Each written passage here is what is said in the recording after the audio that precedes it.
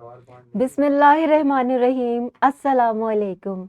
मैं हूँ आपकी उर्दू की मौल्लमा राहिला समीर, और जैसे कि आपको मालूम है कि हम पढ़ रहे हैं उर्दू बराए जमात शशम। आज हमारा जो सबक है वो सबक नंबर 2 है। बाब हमारा 3 है, उसका हम सबक नंबर 2 पढ़ रहे हैं। उन्वान है तराना मिल्ली, लेक्चर नंबर 5। इससे पहले कि मैं आपको आज का सबक पढ़ाऊं, हम कुछ इस्लामी बातें कर लेते हैं। कुरान मजीद की एक सूरत है, सूरह तकवीर। इसकी एक आयत मुबारका है, वमा तशाऊना इल्ला अन यशाअल्लाहु रब्बुल आलमीन। तर्जुमा है, और तुम्हारे चाहने से कुछ नहीं होता जब तक अल्लाह रब्बुल आलमीन ना चाहे।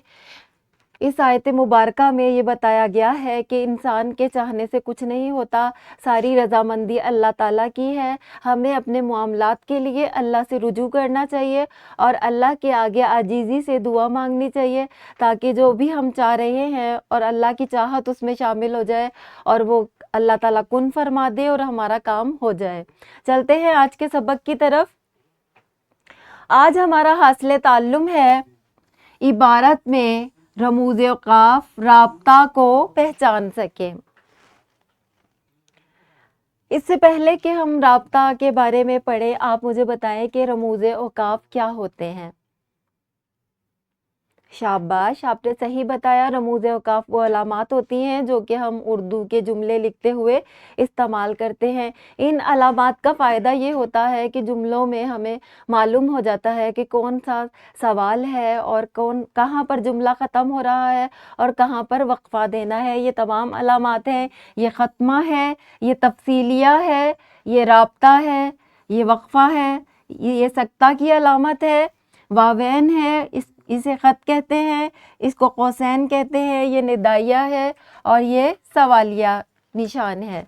इसमें से काफ़ी कुछ आप कर चुके हैं, दोहराई कर लेते हैं। जो ये देखें, ये ख़त्मा है, ठीक है, ये कौसैन है, ये निदाइया की अलामत है जो कि हम दरख्वास्त में भी लगाते हैं, ये वावैन है और ये सक्ता की अलामत है और ये सवालिया निशान है।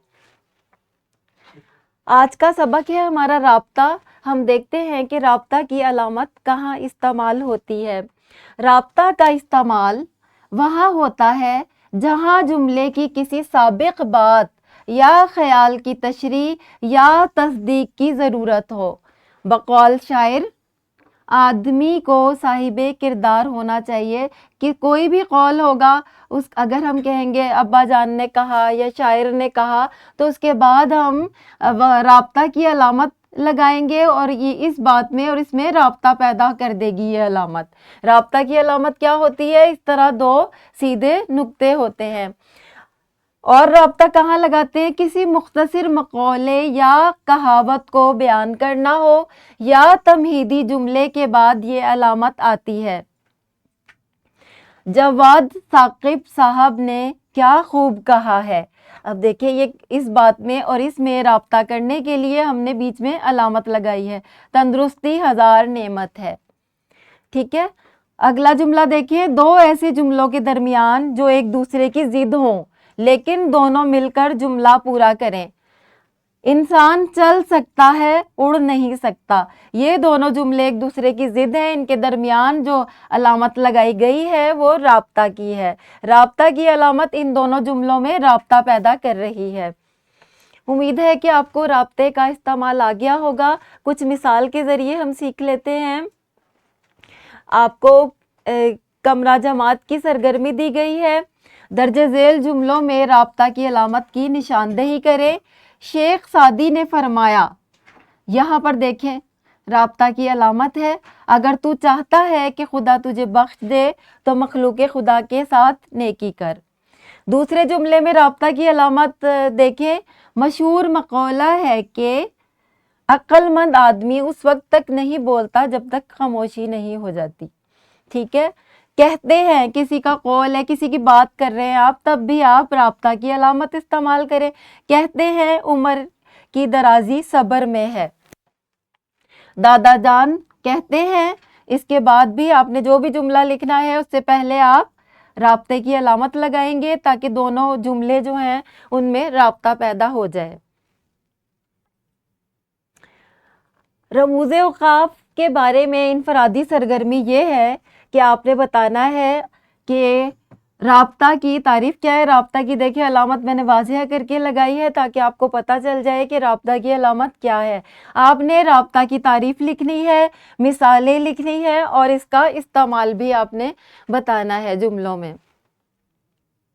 گروہی سرگرمی میں آپ نے مل کر ایسے اقوال تلاش کریں جن میں رابطہ کی علامت استعمال ہوئی ہو، ان اقوال کو کاپی پر لکھیں۔ ظاہر ہے آپ ان اقوال کو کاپی پر لکھیں گے تو رابطہ کی علامت کا استعمال بھی آپ کو آ جائے گا۔ گھر کا کام آپ کا یہ ہے، نظم ترانہ ملی سے کوئی سے 2 اشعار منتخب کریں اور ان کو نثر میں تبدیل کر کے علامت رابطہ کا استعمال کرتے ہوئے تحریر کریں۔ یہ ایک ورک شیٹ ہے، اس میں کافی زیادہ جملے شامل کیے گئے ہیں جہاں پر رابطہ کی علامت استعمال ہوگی۔ یہ آپ اس پر کام کریں اور یہ ڈسکرپشن میں موجود ہے، اس کے ساتھ لیسن پلان بھی ہے۔ امید ہے کہ آپ کو رابطہ علامت کا استعمال سمجھ میں آ گیا ہوگا۔ ملتے ہیں اگلے لیکچر میں، تب تک کے لیے اللہ حافظ۔